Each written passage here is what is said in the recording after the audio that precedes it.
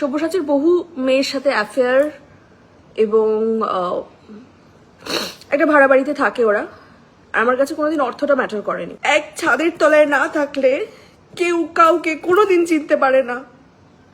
তার পুরনো এক্স গার্লফ্রেন্ডের সাথে ও সেক্সুয়াল কিছু ভিডিও তুলে রাখতো, যেগুলো আমাকে দেখাতো। লোককে দেখিয়ে সেক্স করতে হবে, ফ্যান্টাসি। আমি আমার পাশে অন্য মেয়েকে শুয়ে সেক্স, সেটা আমাকে দেখতে হবে, আমায় ভিডিও করতে হবে। আটকে উঠছেন না? সব্যসাচী বাবু এত সুন্দর লেখেন, এত সুন্দর মানুষ। আর এই যে সায়ক চক্রবর্তী বলেন, তখন আমার সাথে পরিচয় হয় কোন ছেলের সাথে সম্পর্ক ছিল তার, এবং তার সাথে সেক্স করতে গিয়ে তার পেনিস ছিঁড়ে যায় এবং রুবি হসপিটালে সে ভর্তি হয়। একটু খোঁজ নিয়ে দেখুন না। সবই ঠিক আছে দিদি, সবই ঠিক আছে, কিন্তু ওপেন এইভাবে, মানে ওপেন এইভাবে কে বলে যে সেক্স করতে গিয়ে নুনু কেটে গেছিল, রুগীতে ভর্তি হয়েছে।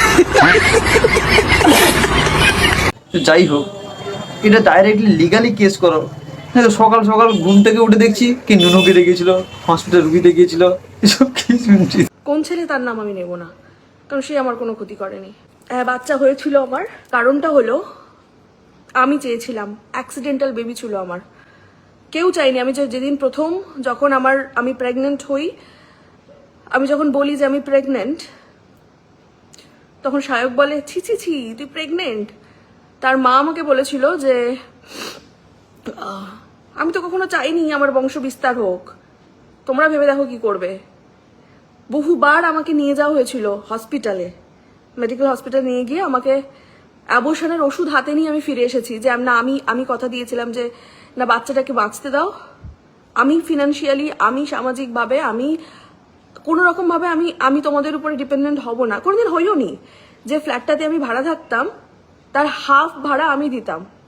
সব্যসাচীর জুতো থেকে মাথা যত যা ও পড়তো পুরোটাই আমি খরচা করতাম। আমি সেটা হ্যাপিলি করতাম।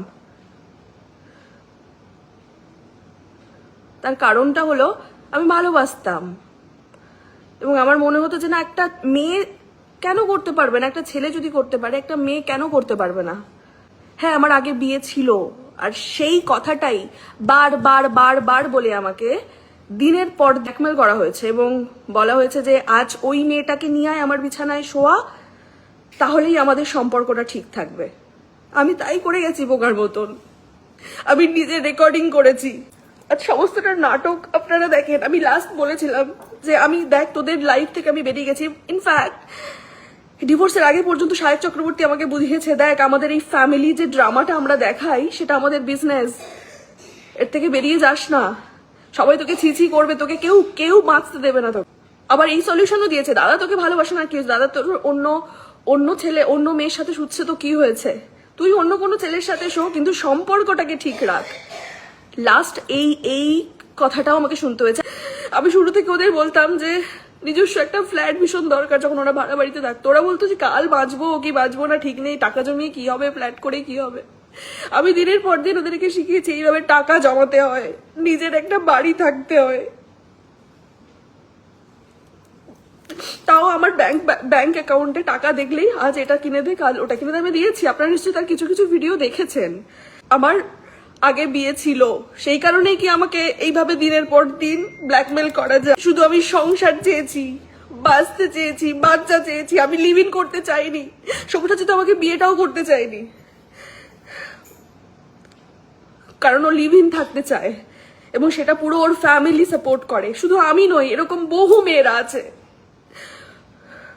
এরকম ওর কোলিগস থেকে, ওর ফ্রেন্ড সার্কেল থেকে বহু, যারা হয়তো মুখ খুলবে না, কারণ তাদেরও সংসার, তারা এখন কেউ সংসার করছে, তারা কেউ মুখ খুলবে না। আমার কোনোদিন ভালো লাগতো না সোশ্যাল মিডিয়া।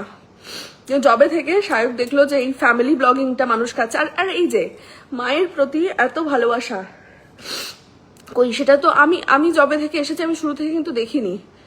যখন দেখা গেল যে মায়ের প্রতি এই যে ভালোবাসাটা, সেটা মানুষজন পাবলিক খুব ভালোভাবে খাচ্ছে, তবে থেকে কিন্তু শুরু হলো এই মাকে নিয়ে যে ব্যাপারটা।